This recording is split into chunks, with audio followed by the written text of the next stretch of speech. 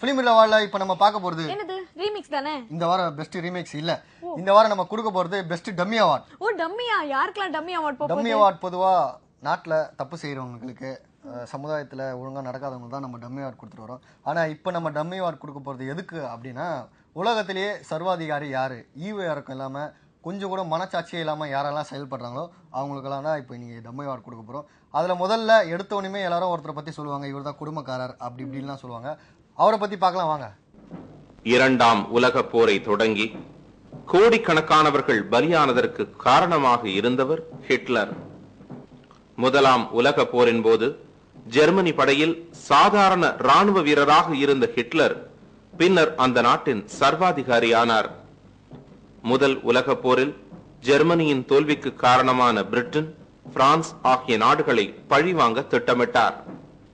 ஜெர்மனியின் தரைப்படை, கப்பல் படை, விமானப்படை ஆகிய முப்படைகளையும் உலகின் தலை சிறந்த படைகளாக உருவாக்கினார். 1939 ஆண்டு செப்டம்பர் 1 தேதி எந்தவித முன் அறிவிப்புமின்றி போலந்து நாட்டின் மீது படையெடுத்தார். 2 வாரங்களில் போலந்தை கைப்பற்றிக் கொண்டார். பின்னர் பிரான்ஸ் மீது படையெடுத்தார்.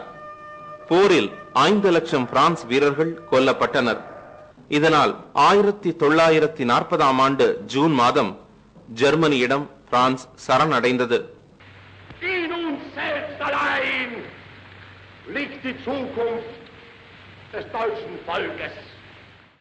ஜெர்மனி இனத்தவர்தான் உலகத்திலேயே உயர்ந்தவர்கள் என்று கருதியவர் ஹிட்லர்.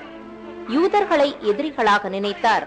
இருட்டறையில் அடைத்து வைத்தும் விஷ புகையை செலுத்தியும் தினமும் 10,000 பேர்களை கொன்றார்.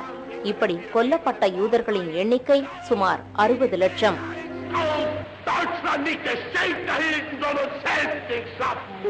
சரி சபா, ஹிட்லர் ஓகே, அடுத்து இது மாதிரி யார் யாரெல்லாம் வர போறாங்க? இந்த மாதிரி நிறைய பேர் இந்த உலகத்துல வாழ்ந்திருக்காங்க. அவங்கள தான் இப்போ அடுத்தடுத்து யாராருன்னு நம்ம பார்க்க போறோம். வாங்க பார்க்கலாம். பெயர் இடியமின் தாதா. வாழ்ந்த ஆண்டு 1925 முதல் 2003 வரை. நாடு உகாண்டா. உணவு மனித மாமிசம். கொன்றவர்களின் எண்ணிக்கை 5 லட்சம். இவருடைய மரணம் கோமாவில் உயிரிழப்பு.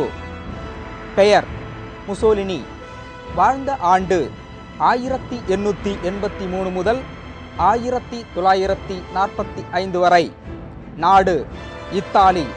கொன்றவர்களின் எண்ணிக்கை 4 லட்சம். இவருடைய மரணம் மக்களின் கோபத்தால் கொல்லப்பட்டார். பெயர் ராஜபக்ஷே. நாடு இலங்கை. கொன்றவர்களின் எண்ணிக்கை அளவில்லாமல் தொடர்கிறது. இந்த வார பிலிம் அவார்ட்ல பெஸ்ட் டம்மி அவார்ட் யாருக்கு கொடுக்கலாம்னு யோசிச்சோம். உலகத்திலேயே ரொம்ப ஈவு இறக்கலாம கொடூரமான மனசு படைச்சவங்க தான் இப்போ நம்ம எல்லாருமே பார்த்தோம். அதில் நிறைய பேருக்கு அவார்ட் கொடுத்துருக்கலாம், ஆனால் யாருமே உயிரோடு இல்லை. ஒரே ஒரு கேரக்டர் மட்டும் சுற்றிட்டு இருக்கு. அதை யாரும் தண்டிக்கவும் இல்லை, கண்டிக்கவும் இல்லை. அதனால தான் அவர் ரொம்ப தைரியமாக உலகத்தையே உலா வந்துட்டு இருக்காரு. ஆனால் கூடிய சீக்கிரம் அவருக்கு கண்டிப்பாக தண்டனை கிடைக்கணும்னு நம்ம இறைவனை வேண்டிக்கலாம். அதனால இந்த வாரத்துக்கான பெஸ்ட் சர்வாதிகாரி, கொலைகாரன், இந்த மாதிரி எப்படி வேணா அவரை சொல்லலாம். அவருக்கு தான் அவார்ட் போகுது. வந்து வாங்கி போ, உங்க முஞ்ச எனக்கு பார்க்க பிடிக்கல, வா சீக்கிரம்.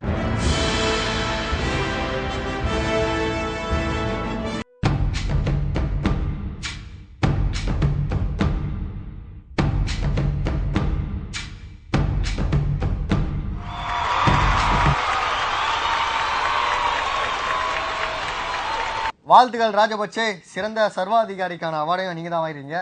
இரக்கமில்லாத மனம் படைச்சவனுக்கான அவார்டும் நீங்க தான் வாங்கிருக்கீங்க. முதல் முறையாக நாங்கள் கேப்டன் டீம்லேருந்து உங்களுக்கு அவார்டு கொடுத்துருக்கோம். இந்த அவார்டு இதோட நிற்க போறதில்ல. கூடிய சீக்கிரம் நீங்க ஐநாவில் போர்க்குற்றவாளியா நிக்கணும்னு சொல்லி எங்களோட வாழ்த்துக்களை தெரிவிச்சுக்கிறோம். என்ன அக்ஷயா, ராஜபக்சே ரொம்ப அழகா இருக்கார்ல? எனக்கு ரொம்ப பயமா இருக்கு. ராஜபக்சே, அக்ஷயா பயந்துச்சு. அவார்டை வாங்கிட்டு திரும்பி பார்க்காம நீங்க ஓடினே இருக்கணும்.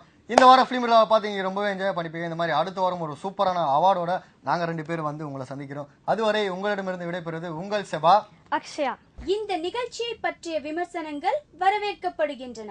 அனுப்ப வேண்டிய முகவரி கேப்டன் டிவி, தபால் பெட்டி எண் 5, மதுரவாயில், சென்னை 6,95,000. Email feedback@captainmedia.in.